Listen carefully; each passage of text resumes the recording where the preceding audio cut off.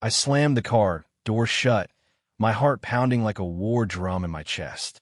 There, on the passenger seat where Sarah had left it by accident, was a phone I'd never seen before, a sleek black burner that buzzed insistently with a new message. Can't wait to see you tonight. Delete this. My hands trembled as I unlocked it with her birthday code, the same one she used for everything. The screen lit up with texts from Mark, filled with hearts and plans for a weekend getaway. 10 years of marriage, and this? I felt the air suck out of my lungs, denial crashing in like a wave. No, this couldn't be real. But as I scrolled, the pieces started falling into place, shattering the life I thought we had. Sarah and I had met in college, two broke kids dreaming big. She was the firecracker, always pushing for more, better jobs, nicer house, that perfect life on Instagram. I loved her ambition. It balanced my steady, reliable nature. We built a home in the suburbs. No kids yet, but we talked about it. Lately, though, she'd been distant. Work stress, she'd say, flashing that smile that used to melt me. Now it just felt like a mask. I'd catch her staring at her phone, laughing at nothing, or coming home late smelling of unfamiliar cologne. Client dinner, she'd explain, kissing my cheek. I wanted to believe her. God, I did. But that phone? It was the crack in the dam. The next morning, I played it cool over breakfast. Rough night, I asked, pouring her coffee. She looked up from her laptop, eyes flickering with something. Guilt?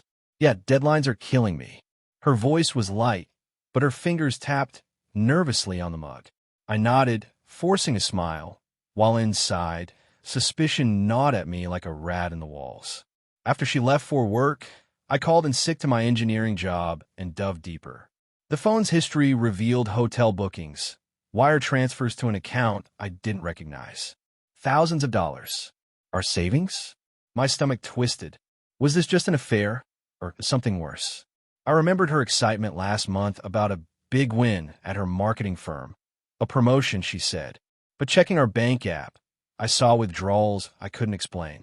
Denial whispered it was a mistake, but anger simmered beneath.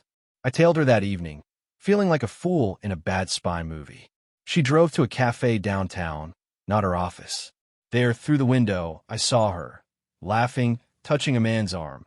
Mark, I assumed, slick in a suit, whispering in her ear. My world tilted. I gripped the steering wheel, tears blurring my vision. How long? Why? We'd had rough patches, arguments over money, her frustration with my safe career. But this? Betrayal cut deeper than any knife. I drove home, numb, piecing together clues I'd ignored. The new jewelry, the secretive calls, her sudden interest in cryptocurrency investments. That night, when she slipped into bed, I lay awake, her back to me like a wall. "Love you," she murmured. I couldn't say it back. The suspicion festered over the next week. I hired a private investigator on a whim, draining what little cash I had left. His report hit like a freight train. Mark wasn't just a lover. He was her partner in a scam. Sarah had been siphoning funds from her company, funneling them through fake accounts, and splitting the profits with him. Our joint savings? Emptied into offshore wallets.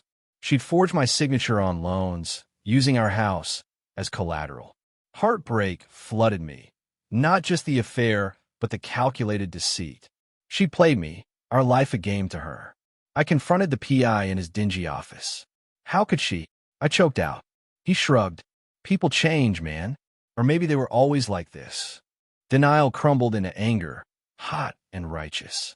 I loved her, but this was unforgivable. I waited for the right moment, gathering evidence, screenshots, bank statements, even recordings of her late-night calls I'd secretly captured. "We're almost there, baby," she'd whispered to Mark. "One more transfer, and we're set." Set for what? Running away? Leaving me broke and broken? The thought fueled my rage, but beneath it, sorrow ached. I remembered our wedding vows, her tears of joy. Was that all a lie? One evening, as she packed for a business trip, I couldn't hold back. "Who's Mark?" I asked, voice steady despite the storm inside. She froze, bag in hand. "What?" "I don't."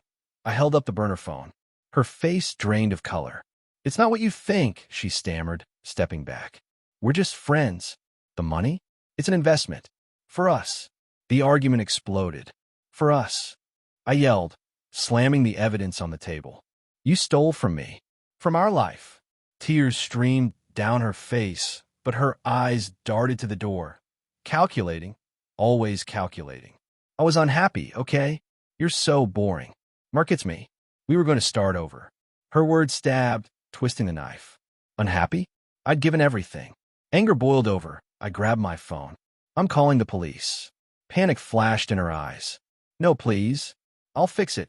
I thought I'd won, gotten away with it. For us. But it was too late. The trust was ashes. The police arrived within the hour, sirens wailing like a dirge. Sarah begged as they cuffed her. This is a mistake. He doesn't understand. Mark was arrested at his apartment. The scam unraveling like cheap yarn. Embezzlement, fraud, identity theft. Charges that could put her away for years. I watched from a porch, heartbreak mingling with a hollow victory. At the station, she glared through the glass during her booking. You ruined everything, she hissed in her one call to me. I almost had it all. Almost. But her game ended there, in fluorescent lights and cold reality.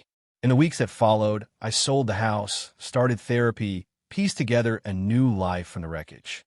The anger faded to quiet grief, the suspicion to weary acceptance. Sarah's betrayal wasn't just about the money or the man. It was the erosion of who I thought she was. Yet in the ruins, I found strength I didn't know I had. Love can blind you, but truth, it sets you free, even if it hurts like hell. As I drove away from the courthouse after her plea, I glanced at the empty passenger seat. No more secrets. Just me, rebuilding one scarred step at a time.